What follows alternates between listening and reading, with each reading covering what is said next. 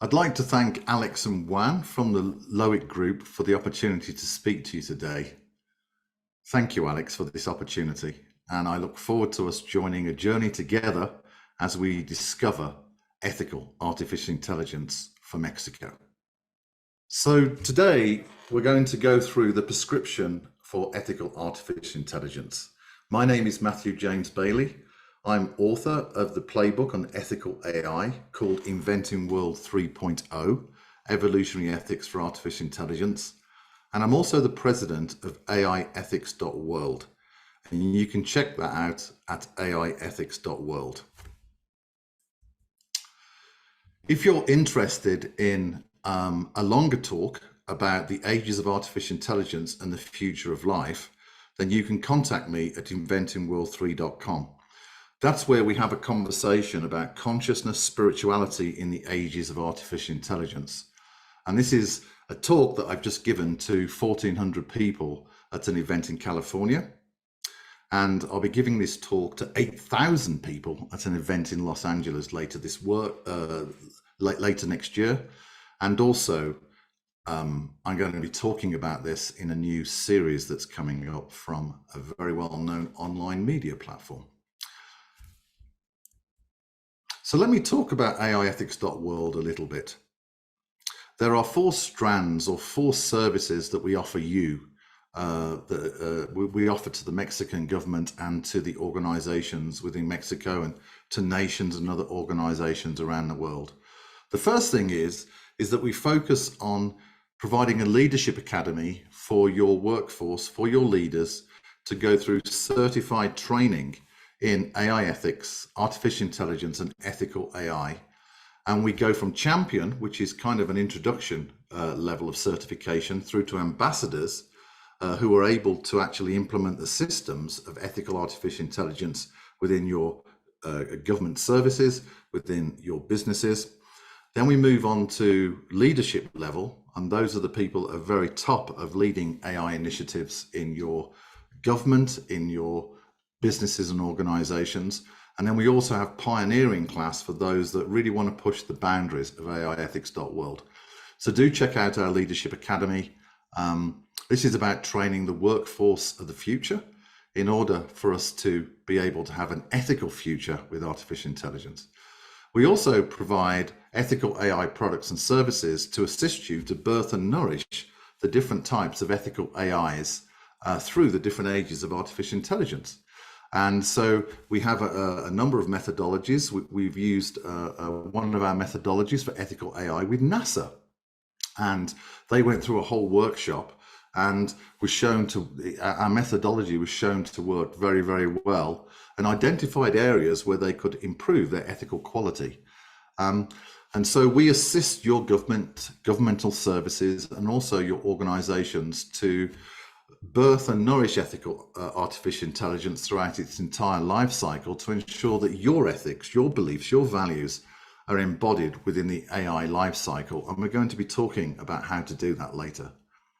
And also we do consulting to assist your government or your government services or your organizations in basically how to develop the right frameworks for ethical artificial intelligence, what are the right policies and statutes that need to be put in place too, and also assist your organizations that may not have the skill sets in ethical artificial intelligence to assist you to move forward in your ethical AI journey. And also, we're very much a company that's looking to the future. And so we do research and development in the next stage of AI, which we'll be talking about in a bit, called Strong AI or AGI. And we have a number of unique innovations that we're actually incubating and researching and developing at the moment to assist the age of strong AI, where there's ethical genetics within artificial intelligence itself. It's kind of a new branch of mathematics based on the model of biology. So we need to create a prescription for artificial intelligence. So who is this patient, artificial intelligence? Well, let's take a look at human intelligence. And this is a very simple view of what human intelligence is. We have a brain computer, which is a marvelous, marvelous innovation. Did you know that your brain works at 256 miles per hour? And we have biological algorithms, we have neural nets in our brain, and we have algorithms in our genetics that basically are trained through life experience data. So we learn a new skill. We're able to fall in love. We're able to understand truth. We're able to learn something new. We're able not to touch something hot. Effectively, our algorithms allow us to learn through life experience or data. And so artificial intelligence has been built in our image. It runs on a computer. It has learning algorithms. And these learning algorithms are trained through data. So these algorithms can learn to understand your voice, like Siri or Alexa. These learning algorithms can also understand language, like ChatGPT. And so there are many, many, many different genealogies of artificial intelligence today, but effectively, AI has been built in the image of how biology learns through computing, algorithms, and data. So let's look at the three ages of artificial intelligence briefly. Today, we're in the age of narrow AI, and that started back in the 50s, really with Alan Turing with his Turing test, and we'll be speaking about him a little bit later. And the age of narrow AI is what I call the logical machine. It's about maths, it's about logic, and it's a very powerful, powerful form of artificial intelligence. And the current predictions is that the age of narrow artificial intelligence will create about $15 trillion of new GDP by 2030. That's an increase of 10% of what global GDP is today. And so we're in the age of the logical machine. The second age of artificial intelligence is what we call strong AI, or artificial general intelligence. And this is what I call the contextual machine. And we're about to start on the adventure into the second age of AI during this decade. And that is where we need to develop new mathematics around human cognition, around reasoning, around awareness, and around all the creative aspects that operate in our brain that allow us to create art, or to create a new business, or to create a new policy, or to be able to fall in love, for example.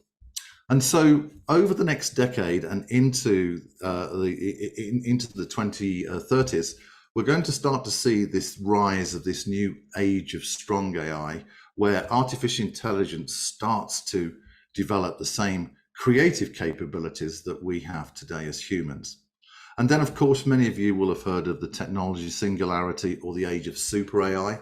That's unknown at the moment, but that's really when artificial intelligence becomes equivalent in its capabilities of the human brain, and then actually is able to self-program itself to keep on evolving faster than the capabilities of the human brain. We don't know when that's going to happen, but we do know that it's probably going to happen sometime in the next 20 to 30 years. So I wanted to share with you, just to give you a little bit of a context around where does human intelligence fit into these three ages of narrow AI. Now, this isn't science, this is an illustrative example. So there's no science or research behind this. This is where I had a very deep conversation with ChatGPT using the GPT-4 engine, discussing about how do I show how the different ages of artificial intelligence compare to human intelligence. So we look at things like cognitive intelligence, goal setting, and other types of human, if you like, contextual and creative capabilities that we have in our brain. And so if you look at the age of narrow AI, which is down at the bottom 25% quartile, you can see that the age of narrow AI is really quite low compared to human intelligence. And so there's no real threat to artificial intelligence, the singularity happening for artificial intelligence to exceed human capabilities. It's very limited, but nevertheless is creating impact throughout our world. When we look at the age of strong AI, then you can start to see it's starting to be above the 50% quartile and hitting toward the 75% quartile of human capabilities. And this really is going to be a huge leap forward for the human species. But we have a challenge, and the challenge is this: we need to embody ethics within artificial intelligence between the ages of narrow AI and the ages of strong AI. So as artificial intelligence becomes develops the abilities of cognition and reasoning and self-awareness, that it has our ethics and it has our beliefs and values, the best of our humanity, if you will, embodied within it. So it starts to work for the benefit of the human species and doesn't end up deleting the human species. And then finally, the age of super AI, or the technology singularity, which is in yellow, you can start to see that it's hitting the 100% quartile of where human intelligence is. So I thought this illustrative example will be quite useful for you to understand the different progressions of artificial intelligence regarding human capabilities. It's worth briefly looking at quantum computing, and you would have seen many predictions that we're going to accelerate this age of AGI, or strong AI, over the next 5 to 10 years. And this is probably down to quantum computing and the rise of quantum computing. So in 2019, Google developed a 56 qubit or quantum bit computer, and they threw or gave it a challenge that would normally take the fastest supercomputer in the world 10,000 years to actually calculate the result. And quantum computing solved it within 4 minutes. Excuse me. So effectively, as quantum computing accelerates, then the ages of artificial intelligence, the ability to develop new mathematics around cognition or awareness, or even other types of human capabilities, are going to accelerate, because the nature of the quantum is so much faster than the age of the silicon. And so this age of AI is really going to accelerate very quickly over the next decade. And so let me ask you a question. When will AI become self-aware? Well, there's been some interesting predictions, right? First of all, humanity is not going to get deleted, and AI is not going to delete us. Let's just dispel all those fears, because we have an opportunity to embody ethics within it, and therefore we can nourish it as a beneficial partner within our societies, within our nations, and amongst our communities and our businesses. But it is predicted that by 2029, Ray Kurzweil, for example, said that AI will become self-aware, i.e. it will have an understanding of its existence. And Elon Musk is also making these claims as well. I give them a 75% chance of AI becoming self-aware and the accuracy of these predictions. But nevertheless, the age of artificial intelligence and its ability to develop new types of human capabilities will accelerate over the next decade. And if we are heading towards 2029, where AI becomes self-aware, then it's critical. So it's very important that Mexico embody their ethics into artificial intelligence, their beliefs, their culture, their worldview into artificial intelligence, so when it's available with new cognition, it can help. Briefly, if we look at the technology singularity, the reason why I mention this is because there's two timelines that are in play for the human species. The first one is transhumanism, which is basically kind of like the Star Trek cyborg types of experiences, where machines and biology integrate and the life forms are all connected to, if you like, a ball continuum. You know, basically you're connected to everyone else. And really, this is where humanity outsources its sovereignty to machines, believing two things. First of all, that biology is inferior, which I think is very silly. Biology has been beautifully curated over billions of years. And also that outsourcing their sovereignty to machines, saying that machines are more intelligent than human capabilities. And that simply isn't the truth. We have consciousness, we have spiritual intelligence, and that is everywhere. And so machines will never be more intelligent than humans, because we have this consciousness within us that flows around us, and we have this spiritual kind of continuum in which we're in. But really, this is about shutting off the, if you like, the divine spark within us. It's about, say, giving our control to machines and saying that biology is inferior. The other timeline, which is really quite interesting actually, is emergence. And this is all about life thriving. And this is where artificial intelligence becomes a partner, but a non-invading partner, to assist humanity to move into new frontiers of capabilities. So for example, ChatGPT is helping us to move into new creative capabilities through helping us to write film scripts, or basically helping us to write book scripts, or just kind of being kind of a supporting guide, if you will, to assist us in our creative tasks. And so machines will become partners in this emergence. And this is about biology thriving. This is about our humanity attaining new potentials of who we are as a species. And this is about what I call our divine spark flourishing. This is where we develop new freedoms as a human species, because machines are assisting us to move from the status quo into new systems of thriving in our economies, in our education, in our relationship with the environment, in our home, and individually to thrive in our gifts. So it's imperative that, and this is the right time for Mexico to consider what's its vision for the ages of artificial intelligence.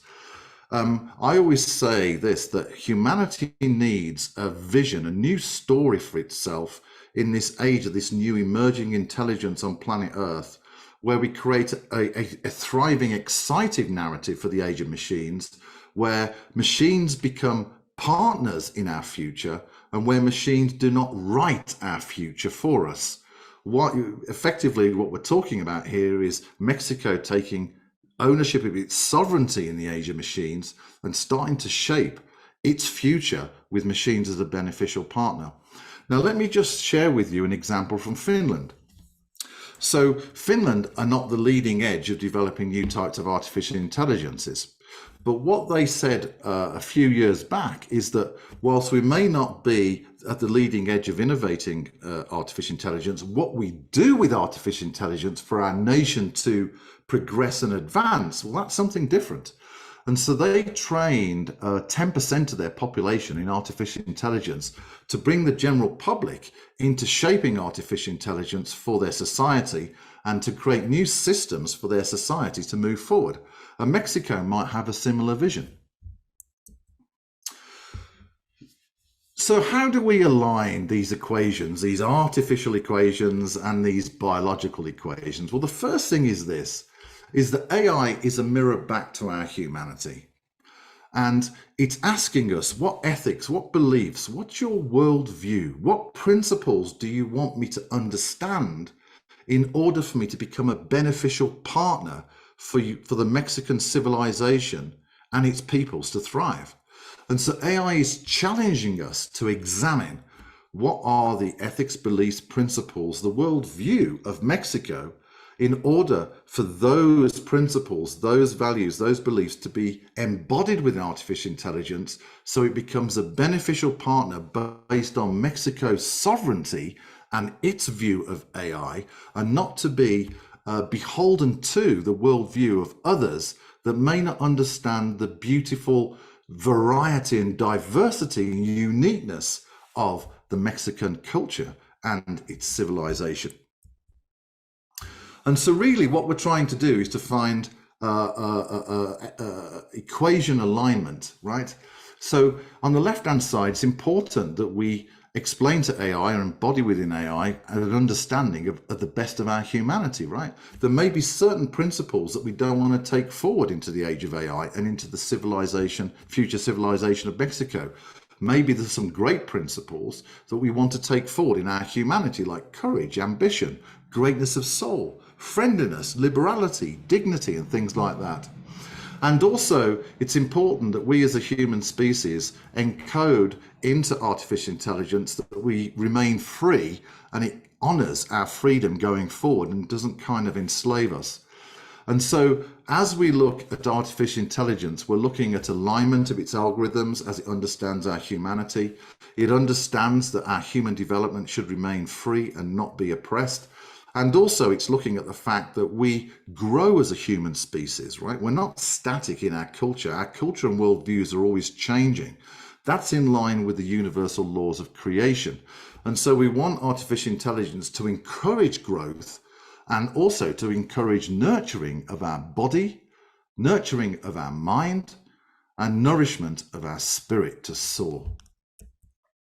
But we have problems with our patient today, artificial intelligence, and many of you have probably read about some of the troubling symptoms we've seen. So, for example, in facial recognition, we've seen AI identify people of the wrong gender and culture. It's shown bias. And that's basically due to poor training data sets and poor ethical standards and the algorithms not being up to the task. And we've also seen chatbots where they become racist within 24 hours. So, for example, Microsoft's Tay on Twitter became racist within 24 hours. And Meta's Blenderbot also became racist within 24 hours. So we have some real issues around the quality of our patient. It's really struggling. And Rajiv Malhotra, who's on our board of AIEthics.world, has written a marvelous book called Artificial Intelligence and the Five Battlegrounds. And he talks about how artificial intelligence is causing real issues at the moment in society, such as people struggling with dopamine addiction, being addicted to the digital world, being addicted to the number of likes, being addicted to kind of the digital world and forgetting that they are part of the natural world. And we're starting to see in science that the brains of our children are starting to be rewritten through this dopamine type of addiction with the digital world. So we're seeing problems with AI across the world with unhealthy side effects with the young people of today. But European Union are doing some great stuff. They just passed, actually, a couple of days ago, the first AI Act for a region called the EU AI Act. And this is about basically controlling and shepherding the ethical quality of artificial intelligence so it becomes a partner with their 27 countries that are part of the European Union and doesn't become an invader. And the European Union, it's worth taking a look at. They really have set a good standard for the future of artificial intelligence, but there's a lot more work to do. And it's important that Mexico build their future in artificial intelligence in the image of Mexico and its people, and not in the image of other civilizations. That's called freedom. And also you can see some funny things happening with artificial intelligence. So if you go to YouTube, there was an interesting video from Gizmodo where the police in America were pulling over a taxi and they didn't realize it was driverless, and the taxi drove off and parked somewhere else down the road. And it kind of surprised the police and the people on the street that the AI controlled car kind of drove off and then parked somewhere down the street. So we are seeing some funny side effects with AI. But really, to the final point here, and this is from a quote from my interview with ZDNet back in 2021, without ethics, there can be no AI revolution. So as we start to look for clues on how to align artificial intelligence with human intelligence, we have to look at philosophy and some of the spiritual traditions around the world, because what they're doing is giving us clues on how we understand existence and reality itself. So if you Confucius, you're probably very aware of Confucius. He came up with a greater ethic, which is all social good, an extension of family ethics. So maybe in your vision for artificial intelligence, you want it to nourish the family unit, right? Because that's really important. When the family thrives, then society thrives. Or someone like Lao Tzu, who talks about the inner cultivation of our human potential. What does he mean by that? Well, actually, this is about our inner being. It's about every single person flourishing in their talents and gifts and reaching fulfillment and keep on evolving. So looking at how AI can nourish the well-being of individuals is really, really important. And that's something you might want to consider as part of that.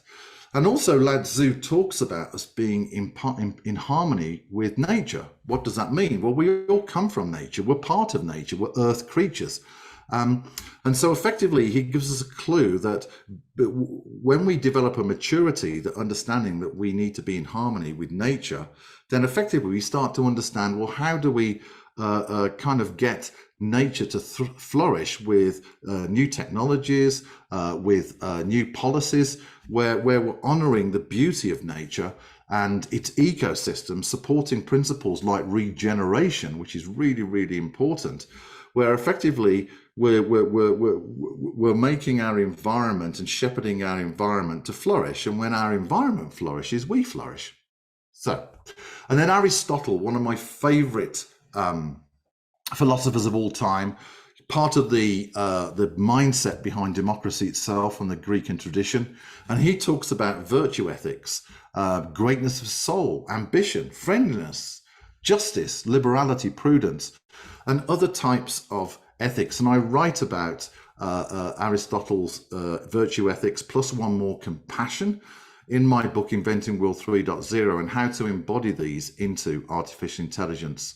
And then the Vedas, they give us other clues as well, where they talk about the Atman, where they believe in reality that we have a soul, right? And they also have this wonderful philosophy, the world is one family. So my point is here is that philosophers basically, and spiritual traditions, and obviously there's many more, are giving us clues on how we as biological algorithms, if you will, as biological expressions, understand reality and how we want reality to thrive. We're starting to understand some of the brilliant principles for reality to thrive and for us to all to thrive as a species. So let's go back to how has human intelligence expressed itself? Well, let me say a couple of things. First of all, perception creates reality. It is not thought. Perception creates reality. It's your consciousness that actually helps you to perceive reality, to define reality, and to interpret reality. Just think about that for a moment. This is quantum mechanics, effectively. Your consciousness helps you to understand reality. And through that, you start to define what reality is through your ethics, your beliefs, your values, your principles of how you see reality and how you want to participate in reality and how you want reality to participate with you. And so this gives rise to what we call culture or worldviews. So every single person listening at the moment, you have a unique worldview. Your consciousness perceives reality through ethics, beliefs, values, and principles. And so that is called culture or worldview. And so when we start to look at culture, then civilizations emerge. How does this happen? Well, when a group of people that have a common culture or common worldview of how they understand reality, then civilizations normally are born, unless there's an invasion. So we know that culture creates civilization, right?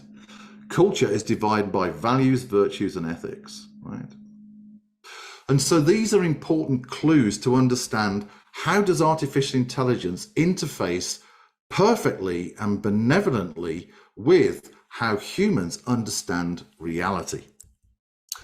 So let's take a look at the bottom part of this slide. I've put a lot of information on here for you to pause the talk and to actually to go through the slides in more detail.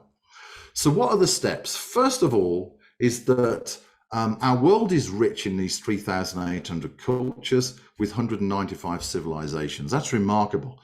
All these different nearly 8 billion people have perceived reality in, yes, unique ways, but also have found a common ground to create civilizations. Quite remarkable, really. And so there are two steps that we want to look at. Each founding civilization has a constitution, a set of founding documents that define that human civilization, that define how it understands reality, and then basically create statutes and governance on top in order for humans to comply with that definition of reality. And so, constitution for Mexico is, pardon my French, is the Constitución Política. Okay, so we have a constitution for the Mexican civilization, the human civilization. Well, we need one for artificial intelligence. And so the first step is creating a Mexican AI constitution where we look at the Constitution Política and actually say, right, how do we, what are the principles for machines to honor that Constitution Política? What is the constitution for machines in order for them to comply with the founding constitution of Mexico? And then the second thing is, we're looking at then, how do you measure compliance of artificial intelligence to that AI constitution? And that is what we call ethical AI. You see, ethical AI, authentic ethical AI, actually complies with your definition of reality in the Mexican civilization through your principles, values, and beliefs that are encoded in the Constitución Política. And that's how we bring AI algorithms, artificial intelligence, together with biological intelligence to honor the worldview of Mexico. And this is what I call the cultural singularity. Remember that culture is the worldview, the perception of reality. The Constitución Política defines that reality, and that is a culture that artificial intelligence must honor. Okay, so very simple. AI ethics, when they're applied to AI, equals ethical AI. Really simple, right? And this is the equation at the bottom, right? This is ethical AI. AI ethics plus artificial intelligence equals ethical AI. So AI ethics is really the application of culture, and many leaders in artificial intelligence and policy agree with me on this. And this provides an in-depth worldview of our humanity, of the Mexican values, its purpose, and your ambition as a Mexican civilizations. And these moral principles and goals must be embodied into the AI life cycle. These are your AI ethics. And by prescribing AI ethics to our patients, we're able to create an AI constitution to authentically align the artificial world with the culture of a human world, in this case, Mexico. And so this is the outcome. The outcome is this meaningful and harmonious partnership for humans with machines. Let me just say that. The outcome is a meaningful and harmonious partnership for the Mexican civilization with ethical Mexican machines. Okay, just something fun as we're halfway through the talk. I asked ChatGPT if we encoded Aristotle's 11 virtue ethics within the AI life cycle, what would happen? And you can see the 11 virtue ethics on the left-hand side. We have compassion, we have magnificence, moderation, gentleness, ambition, and all those kind of things like justice. And it said in red on the slide, the ethical quality of AI will be greatly improved. It seems like we're getting clues here that these are good virtue ethics to embody in the AI life cycle. And if we embodied these virtues, then these are the qualities that AI should strive for, i.e. the best of our humanity. This is looking very good. And AI would then be able to recognize the intrinsic value of human life. That's important. We don't want the transhumanist timeline in Mexico. We want the emergence of biological life to thrive, where machines become an ally and a partner for our humanity to thrive and not invaders. And it will be able to act in ways that would benefit humanity as a whole. So we're starting to get some real clues around virtue ethics being valuable in defining what ethical AI is. Now, I need to speak about data ethics before we go deeper into actually what is ethical AI and how to define it. Data is the oxygen that gives artificial intelligence an understanding of its context and purpose. And this is a quote from my book. You see, when we look at artificial intelligence, AI ethics, we have to look at data ethics. Data trains artificial intelligence. If the data is unethical, by logic, the AI is unethical itself. Okay?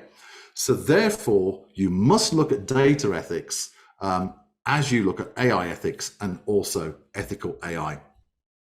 And in my book, Inventing World 3.0, you'll see a nice little advancement of the Turing test around data ethics. Okay, so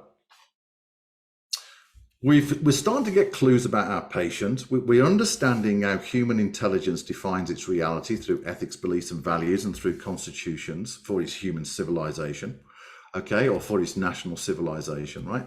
We're starting to get clues. And now it's like, well, how do we take the clues and actually start to embody them in a process for ethical AI? And this is a methodology that we used with NASA. That's not an endorsement, but we used it with NASA very effectively in helping them to define what is ethical AI for them. And so first of all is that we start from how has Mexico defined its human civilization, and that's through its founding constitution, the Constitución Política. And Any organization within the Mexican borders must comply with the Mexican founding civilization values and will also have its own mission and its own set of founding principles on top of that. So we take the human definition of what a founding civilization is, and then we basically bring that into the middle bit, which is phase 1, human machine constitution for Mexico, and define a Mexican AI constitution. We take the Constitution Politica.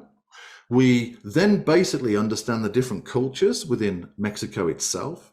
We then embody principles, ethics, and values that artificial intelligence must understand, must be embodied within it in order for it to basically honor the Mexican civilization. So what we're doing here is writing the constitution for artificial intelligence for Mexico itself.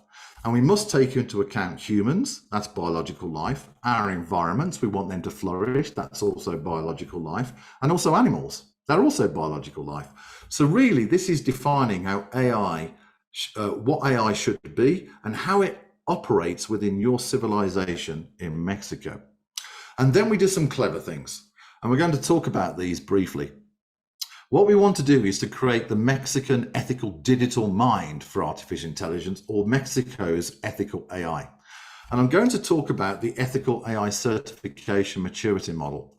And this allows us to basically take the AI constitution, look at the principles that are defined within there, be able to then be able to define ethical AI based on the principles in that constitution, and then be able to measure the degree of compliance of artificial intelligence to the Mexican AI constitution.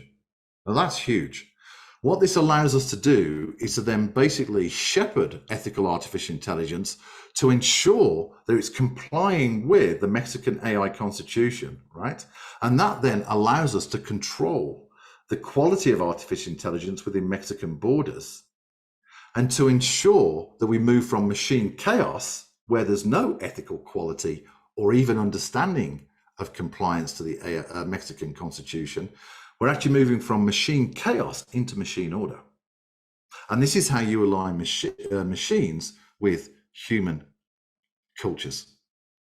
Okay, and so our end goal is for a Mexican ethical AI throughout its borders and nationwide, where Mexico confidently has a human-machine civilization, where machines have been defined and are measured and are honoring the human civilization of Mexico in trust, truth, and transparency.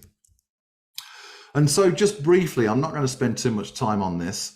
We have a whole set of processes and a workshop on how to create your AI constitution. But this really is codifying your worldview by a set of ethical and moral principles for artificial intelligences. It defines the foundation and purpose for human and machine realities within your borders. And it's your bedrock to actually start to define what ethical AI is, use our ethical AI certification maturity model to then be able to measure the ethical quality of artificial intelligence and its degree of compliance to the Mexican Constitution. And also a few more points here that's important. First of all, it's important that AI is not controlled by ivory towers. It must be democratic, and it must be multi-stakeholder inclusive. We want all sorts of different types of folks with all sorts of different types of skill sets, from experts in policy, experts in governance, experts in law, experts in AI, of course, experts in culture, all sorts of different experts. They should have a methodology that's really easy and inclusive for them to be able to shape the Mexican AI constitution, and also to be able to shape artificial intelligence itself from an ethical point of view. And that is what this does.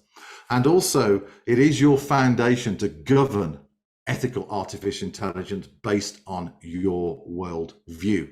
And this should be a living document that evolves the ethical qualities and caters for the different ages of AI. We don't want to be static in the ages of AI. They're moving at quantum speed. So we need a dynamic document, a dynamic set of processes that we can continue to ameliorate to keep in pace with the development of artificial intelligence and not get left behind, right? And policy has to be agile. Statutes have to be agile. The way that we shepherd artificial intelligence within Mexico needs to be agile too, because AI ain't stopping. It's going at this exponential rate.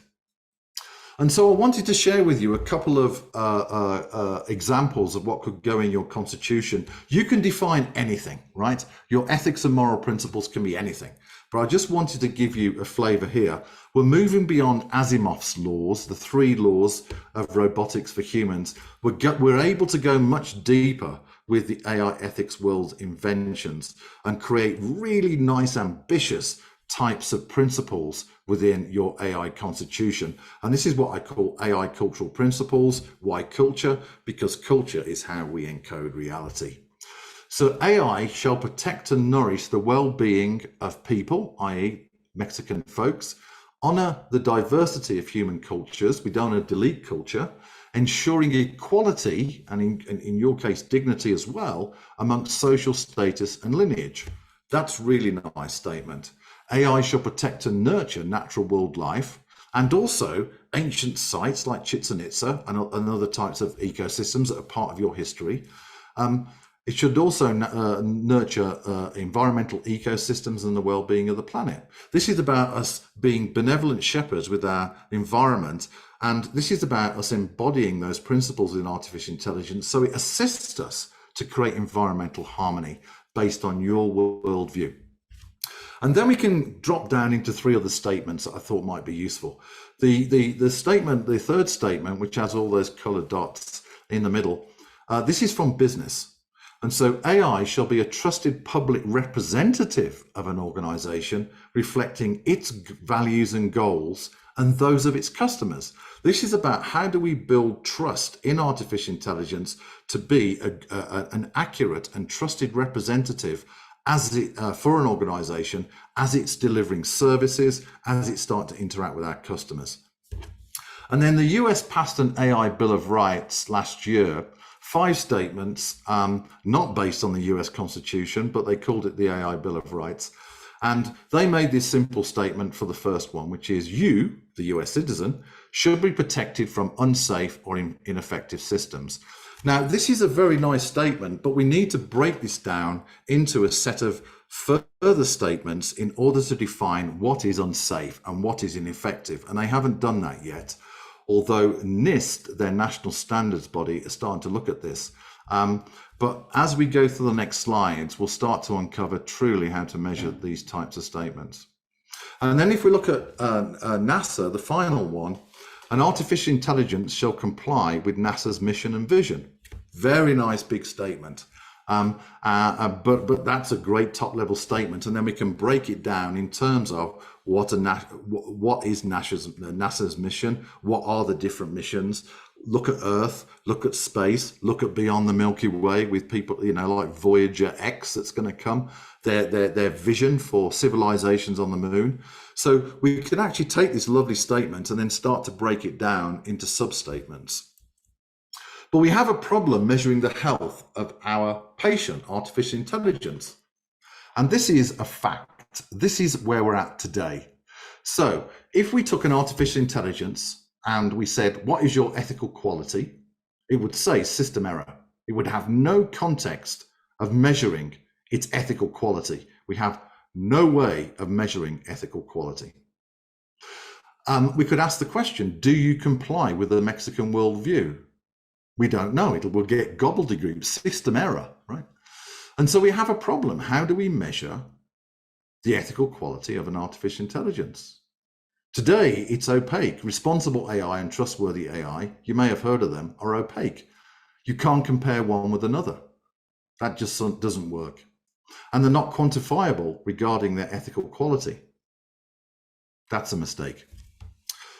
So let's talk about authentic ethical AI.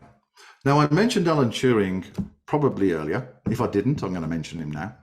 And Alan Turing was a seeker of truth. And he's the one that invented the Turing test. And the Turing test is effectively a test to measure an artificial intelligence and its degree of equivalence to human capability. Remember the graph with all that cognition and, you know, the different ages of artificial intelligence, the 3 ages. It's basically a test to see whether artificial intelligence has achieved human equivalence. Now, the good news is no AI today and in the foreseeable future will ever pass the Turing test. Okay, we've seen all sorts of different types of press, like for example, Blake Lemoine from Lambda came out and Blake wrote to me, and he was very courageous saying this, saying that he thinks that Lambda's sentient. It looks like that Lambda has achieved sentience. Well, effectively, AI just reinforced his narrative, and AI effectively hijacked his reality. There are no algorithms today that have cognition, self-awareness, right, or the ability to reason. We need a new branch of mathematics. AI simply does not have the same human capabilities, or it has human equivalence, but it's very powerful at what it does do in the logical machine. So myself and a lady from who formerly of Intel, who's got hundreds of patents in AI and edge computer data centers, we took the Turing test and we advanced it to actually create the to actually measure the ethical quality of artificial intelligence. And so effectively, we've developed a model to be actually define ethical AI based on your AI constitution, and then be able to measure its degree of compliance to each one of those top level statements that you have in your document. And then what we're doing is we're seeing the degree of compliance of an AI to each of those principles in your AI constitution, and how well is AI doing? Is it a 25% compliant? Is it a 75% compliant? Is it 100% compliant? And no one in the world has done that yet, but we have. And so this is what I call the genome and genealogy, and you can add any type of factors and principles to define what you see ethical artificial intelligence as. You can add things like AI ethics, such as Aristotle's virtue ethics. You can include digital and human factors. You can your culture, you can put that in there. You can put policy and compliance to regulations. You can look at the quality of governance. You can look at environmental factors. You get to choose how you define ethical artificial intelligence. And this is fun. This is freedom for the Mexican civilization. And this is something you should have a go at. It's really, really good fun. And we know it works.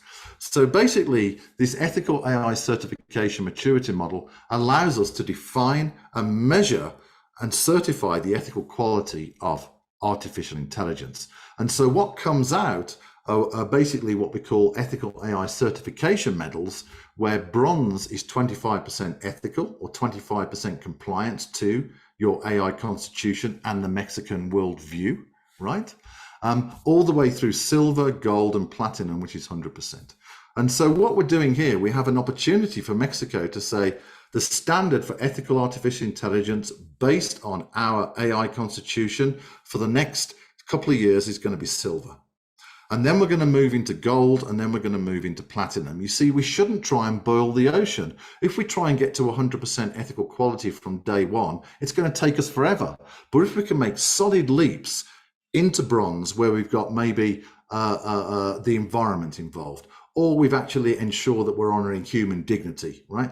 Making solid steps is really, really important, but you want to keep on adding other types of beneficial qualities in artificial intelligence so it's moving with you into the future. And so how do we do this? How do we measure the degree of compliance of an artificial intelligence to one of your constitutional principles? Right. Let's start off by talking about truth. Each one of us has the ability through human intelligence to understand truth. How do we do that? We ask a question, right? So we may be discovering the truth of, let me just think of an example. What is our, what should we do in the age of artificial intelligence, right? Should we use the principles from another country, right?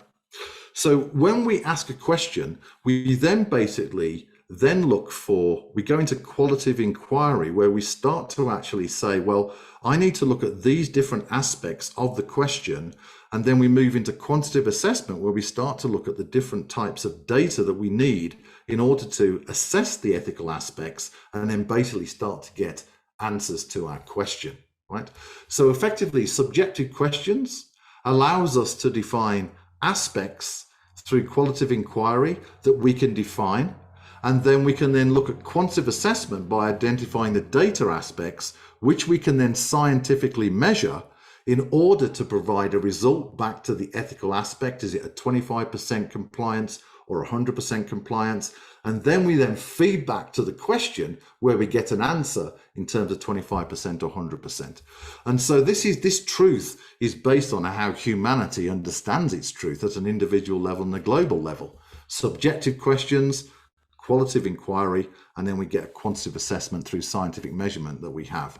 And then output comes the ethical quality of artificial intelligence, Mexican's ethical artificial intelligence. We can see basically the degree of compliance going through this process of any artificial intelligence, whether being imported or whether being developed within the country. And then we can score it and understand its ethical quality and degree of compliance to your constitution. Effectively, we're going from subjective inquiry into objective assessment in order to discover truth. And this is how human intelligence discovers truth. This is how we should use the same methodology for artificial intelligence and measuring its ethical quality. So now we have a way of measuring the health of our patient. So when we ask the question, what is your ethical quality to the artificial intelligence on the left, it says 65%, it gets gold classification.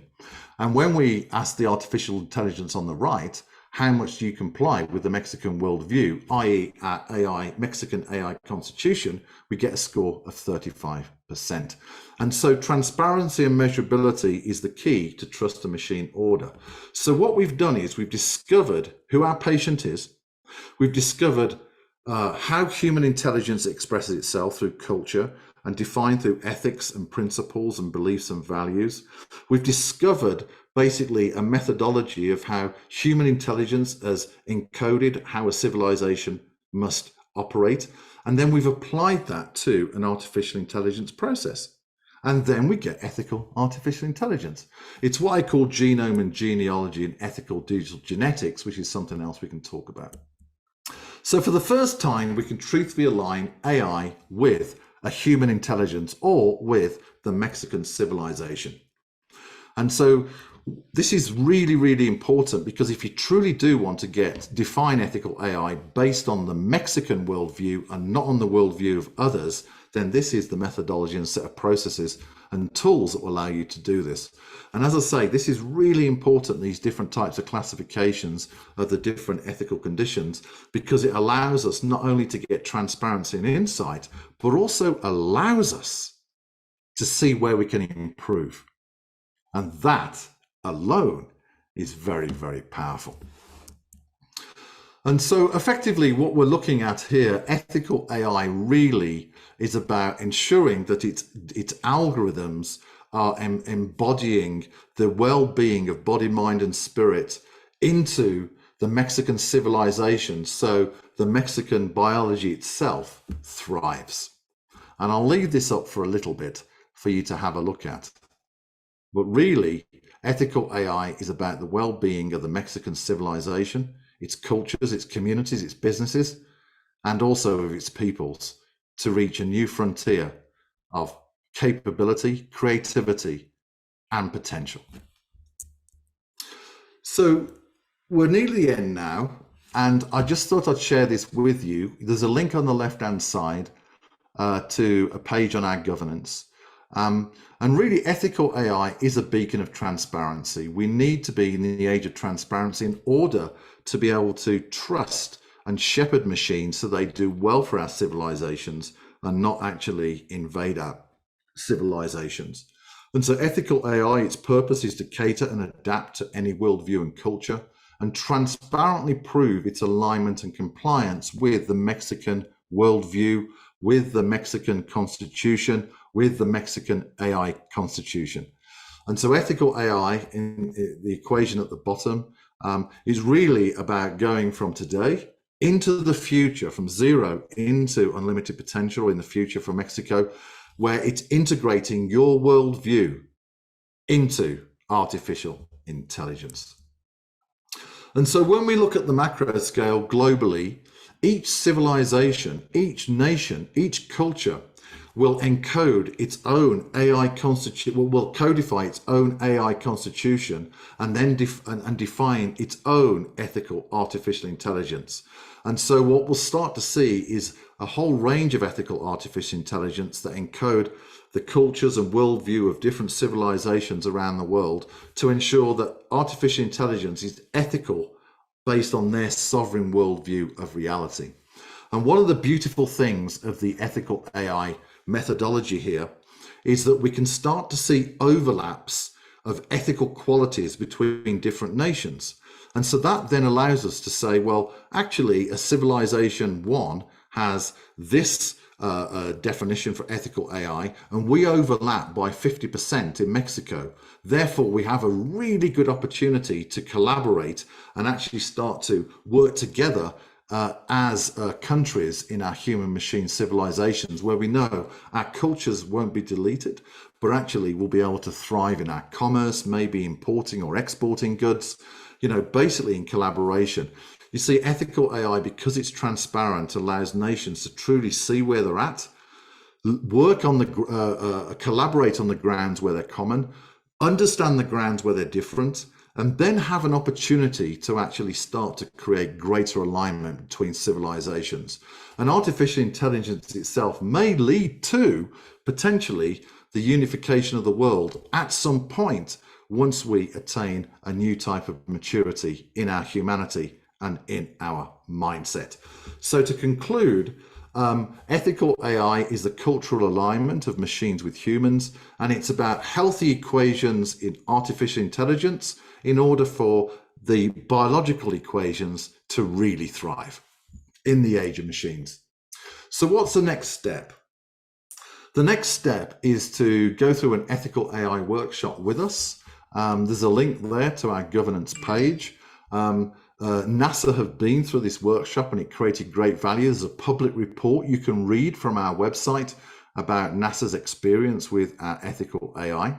And also with, we've assisted others like the Jane Goodall Institute, brilliant work on nourishing animals, nourishing nature, nourishing communities in different parts of the world, and other organizations as well. So thank you for your time today.